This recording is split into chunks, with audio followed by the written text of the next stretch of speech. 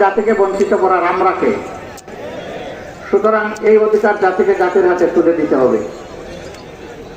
এইটা যারা মানবেন না, মনে করতে হবে তারা হলো বিচার মানি তাল গাছটা আমার। আমরা বলবো বিচার মানুন, রায়ে তাল গাছ যার তার হাতে চলে যাবে, এবং সেই বিচারটা হতে হবে ন্যায় বিচার। সম্মানিত ভাইরা, বর্তমান একটা নির্বাচন কমিশন হয়েছে। তারা বলেছেন ইতিহাসের সবচেয়ে ভালো নির্বাচন নাকি তারা উপহার দেবেন। আমরা তাদের একটু এসিড টেস্ট দেখতে চাই।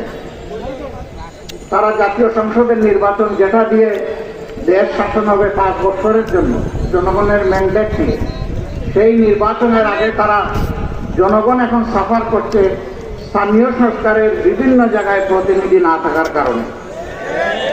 স্থানীয় সরকার নির্বাচনটা দিন, আমরা দেখি আপনাদের সদিচ্ছা এবং সক্ষমতা কতটুকু। এটার প্রমাণ আপনারা পেশ করুন। যদি এতে জনগণ সন্তুষ্ট হয়, জনগণের পরবর্তী খেদমতের জন্য জনগণ আপনাদেরকে পূর্ণ সহযোগিতা দেবে। আর এখানে যদি কোনো কিছু ধরা পড়ে, তাইলে জনগণ আপনাদেরকে হলুদ নয় লাল কার্ড দেখাই দেবে।